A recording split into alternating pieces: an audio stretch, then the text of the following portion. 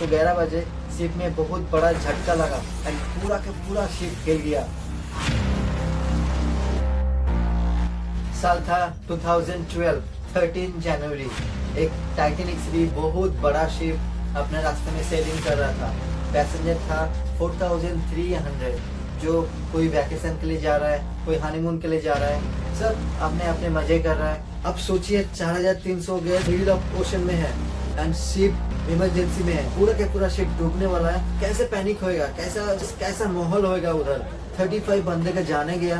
कैप्टन का क्या छोटा सा गलती था जो पूरा के पूरा शिप डूब गया एंड कैप्टन अभी भी जेल पे है। तो हमारे पास एक गेस्ट है जो सरवाइव करके आया उधर। He was present at that night. उससे जानेंगे कैसे सरवाइव किया, कैसा सिचुएशन था उधर। Let's welcome him. It's like a movie. None of us have any idea what really happened. You can feel that like more leaning on the left side. After a few minutes, boom, light shut out. Most important announcement, abandon ship.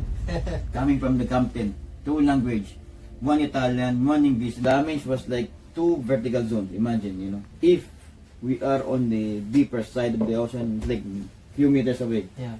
We're done. Bar server jump over, and then the lady just go under the lifeboat. And then I saw my chef, executive chef. He gave me 1 paper. Ryan, check 1 by 1. Check who's alive. I was like, this is the most memorable one.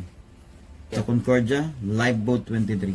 The first time you're gonna have real people with a real talk. The chef Ryan, he is the survivor of Costa Concordia, and chef, it's a pleasure to be having you here in the Twinchef blog. Let's ask some question to the chef. How many years of experience you on the cruise ship? All in all, I started first contract 2011. Career? It's been a while, sir. Yeah, it's been a while. That day, the disaster was in the night time, right? That was your first contract, right? Yes, first contract. Actually, that time I was culinary admin. Actually, I had no experience. They just asked me, do you know how to use computer? Do you know how to speak English? Yeah. Okay, you're hired just to the office. And then it's been like 6 months. Actually 7. 1 more month I'm going home. Next day is inspection. So I go around, check the people, check the station. I want to make paisa Filipinos. I asked them, how are you? And then suddenly, we felt that the whole ship like shaking, like continuous for like around 5 minutes. And then we look to each other, and all the messes on the walls, on the ceiling. And then we make joke. We are singing, We don't have any idea what happened, but then suddenly you will feel, by standing, you can feel that the balance, it's like more leaning on the left side. It's not like when you stand, it's like straight, but you can feel that something is wrong. You can see that the galley is already messed up, because in other ship, when we prepare the appetizer, the main course, like we have these covers, so we have to pile it up, ready to rock and roll, But everything is on the floor. We were laughing like this, that's why. Yes. After a few minutes, boom, light shut out. The emergency light that's the only light we have. Boom, boom, boom. And then you can hear from the restaurant, they are panicking, they were pushing.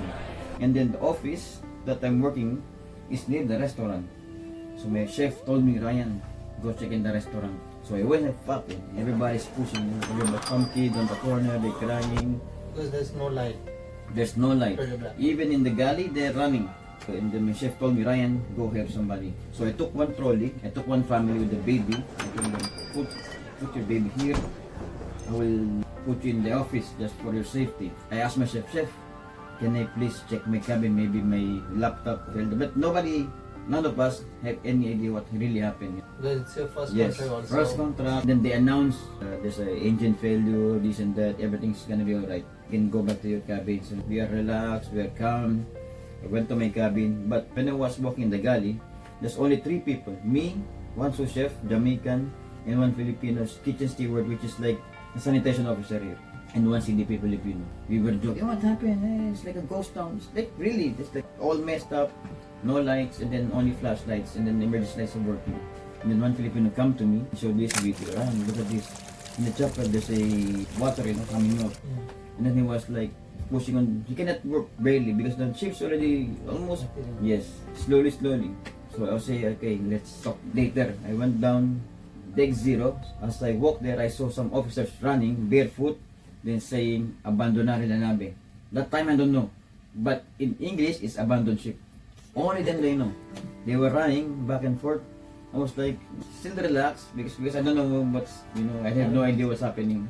Then I saw one security Indian lady. I asked her, Madam, what happened? She was crying. I don't know. And then that time I was like, fuck, she's crying. And then my cabin mate told me, okay, let's go to your cabin, pick up your bag. Then we go down, no lights. That's the reason. Whenever I go, embark, I always have flashlight. Because that incident taught me something. Once this officer told us, proceed to deck 4.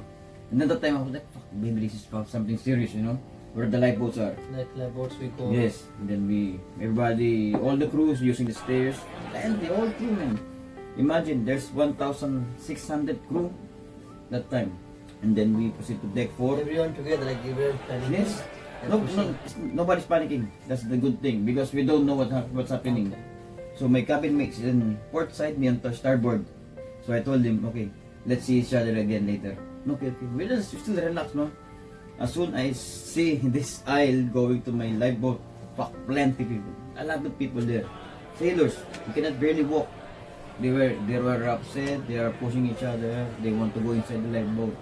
And then I proceed to my lifeboat with my life jacket, with my bag. And then as soon as I pass there, they are blocking they're barricading the doors because they want to push go inside the lifeboat. Yeah. And then I stay there for 15 minutes.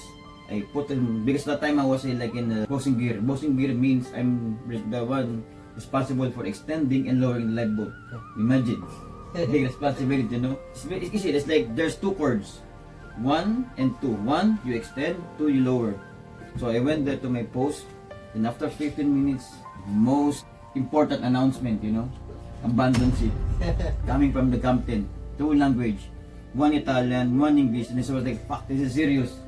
And then we start to embark the sailors. Fuck, they were pushing, man. Because in one lifeboat in Costa, we have this AB. They work in the entertainment. So they are the ones responsible in placing them which spot they need to. It's like you need to balance, Because we are hanging. They said, extend the lifeboat. I think the capacity is 160 that time. It's like we are more than 150 because I was standing by the window. I was like, I cannot, it's like uncomfortable, because we are crowded, man. So the time that the driver told me, Ryan, extend the lifeboat. Fuck, man, I saw one lifeboat extension. This is serious, that's to sink in. Yeah. Then I start to sink in, fuck, this is serious. And then when the time because there's sequence, lifeboat 1, 2, then the time I heard my lifeboat 23, and then I pull the string, then we start the string, and then one guy forgot to remove the cable. It's like there's tension, So there's 2 cables attached on the lifeboat. It's like spinning like this. They forgot to remove one cable, and then as soon as they remove back, we shake. I said I will jump over because I was thinking if I fall down, if the lifeboat fell to the sea, all be dead. Because Really? we are inside. Because we are shaking like this, and then the sailors inside is panicking. That's the time, lower the lifeboat. I lowered right away, man. As soon as I touch the sea, touchdown, everybody's clapping, Everybody's happy. So we proceed to the island. It's around 10 minutes before we reach the island. And then, when we reach the island, it's like a movie. Everybody will go down, all the sailors, and then we are the last person to go. And then, we decided, everybody of us, let's go back. Put back again a life jacket. Then we go back to the ship. And then we rescued again 150. Imagine, it's like a movie. Like a movie, yeah. I was outside the lifeboat, I was like kids, but not knowing the danger. Because the time we went to the ship is already like this. You can see the chimney. The chimney, we are thinking, the chimney might fall over us. We went to the island, you see the life jackets piling up like mountains, plenty. And then I saw the captain there with the officers. They were chatting in Italian. And then I saw my chef, executive chef. He gave me one paper, Ryan. All these names are from the galley. And he told me, check one by one, check who's alive. I was like, fuck. It's very hard, no? Yeah, So I know everybody, man. I know everybody from face, the name, everything. Indian, Indonesian, Filipino, everybody. 160 for the galley, and for the sanitation is around, it's like more than 200. Check one by one. I went to the church, everywhere, man. It took me like almost 2 hours. And then I said, chef, I'm missing more than 20. And then I was like, shit. I report to chef, and then he called the Coast Guard, this and that. And then luckily, the 20 person that's missing was rescued by the Coast Guard. Now they're in the safe place. They were rescued, on top, near the chimney. They're the ones, hanging there. One of my paisano as well, I don't know how to swim. The hotel director asked him, do you know how to swim? No. But do you know how to jump? Yes. And then this guy, because he slipped. He's supposed to go to the lifeboat, he slipped. So the lifeboat left him, and then he jumped. You know how he swim? The training in BT, like, backstroke until he reached. Because we have a lifeboat. Yes. And then, as soon as I saw him, he reaching the island, he took everything, man. Underwear, he don't care, man. Because, very cool, And then we gave him the TPA. He wore it with the underwear, man. What exactly happened? Why it's in the emergency? Actually, we have this regular route, right? Yeah. And then the lady, the date of the captain that night, requested to go near to the island because there's lights. On that island. So with the regular road that we supposed to go, we changed the route a little bit. So we hit the ground.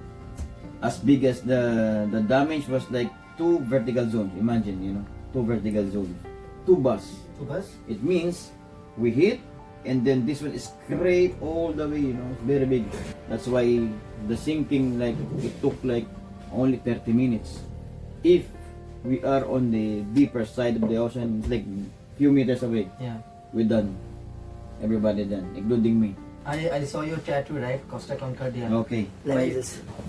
So most of my tattoo, they have meetings. This is the most memorable one.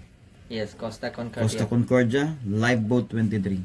This is my lifesaver, The total casualty is 33, including 3 crew members. 1 waiter, Indian, 1 musician, he's from Spain, and 1 Peruvian bar server. The Indian guy, he was medical on that time. He was my friend. Okay. We always talk. The day, he was not found right away. Like few years back, he was found in another cabin, not in his cabin. And the other one, the musician, he's supposed to leave, but he forgot to bring his saxophone. So he came back to his cabin, and then he didn't manage to go back. And the Peruvian, the bar server, she jumped over, and then my paisano, Filipino, she was about to rescue, and then this lady, she don't have the energy to pull herself up. And then my paisano already holding her hand, it slipped, and then the lady just go under the lifeboat, and then he didn't see her again. Sounds like a movie, but that's what really happened. Pleasure. Hey guys, thank you so much for watching Twinchef vlog. If you like this video, please share this to your friends and family. Make sure you subscribe to our channel, and lot of podcasts are coming soon. Stay tuned for that.